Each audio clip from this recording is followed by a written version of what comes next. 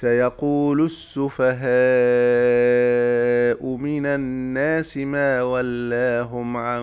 قبلتهم التي كانوا عليها قل لله المشرق والمغرب يهدي من يشاء إلى صراط مستقيم وكذلك جعلناكم أمة وسطا لتكونوا شهداء على الناس ويكون الرسول عليكم شهيدا وما جعلنا القبلة التي كنت عليها إلا لنعلم من يتبع الرسول ممن ينقلب على عقبيه وإن كانت لكبيرة إلا على الذين هدى الله وما كان الله ليضيع إيمانكم إن الله بالناس لرءوف رحيم قد نرى تقلب وجهك في السماء فلنولينك قبلة ترضاها فول وجهك شطر المسجد الحرام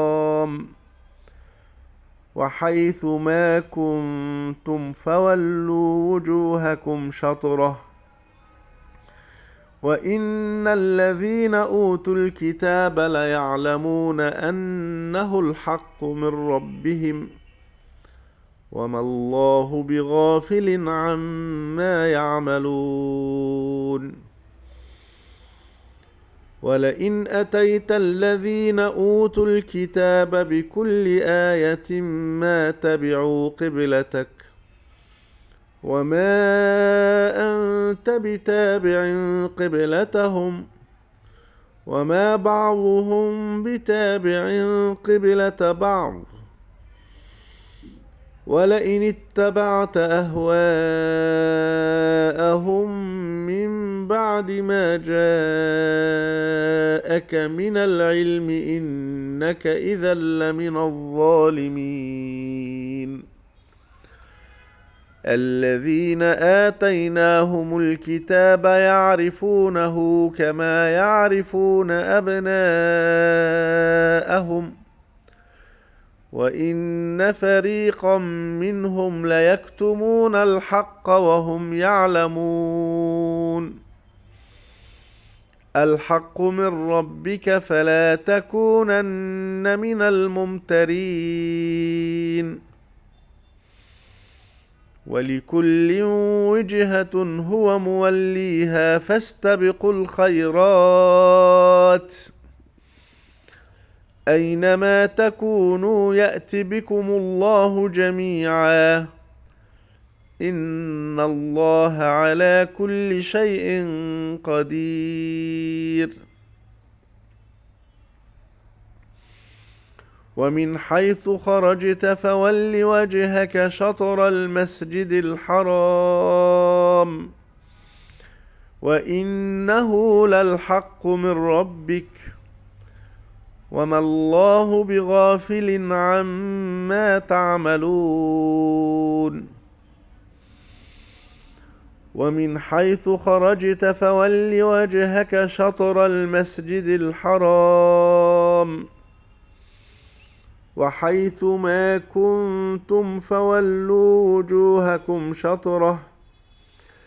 لئلا يكون للناس عليكم حجة إلا الذين ظلموا منهم فلا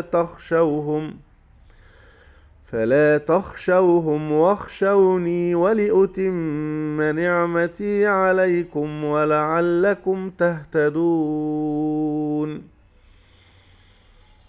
كما أرسلنا فيكم رسولا منكم يتلو عليكم آياتنا ويزكيكم ويعلمكم الكتاب والحكمة ويعلمكم ما لم تكونوا تعلمون فاذكروني أذكركم واشكروا لي ولا تكفرون يا أيها الذين آمنوا استعينوا بالصبر والصلاة إن الله مع الصابرين ولا تقولوا لمن يقتل في سبيل الله أموات بل أحياء ولكن لا تشعرون ولنبلونكم بشيء من الخوف والجوع ونقص من الأموال والأنفس والثمرات وبشر الصابرين الذين إذا أصابتهم مصيبة قالوا إنا لله وإنا إليه راجعون أولئك عليهم صلوات من ربهم ورحمة وأولئك هم المهتدون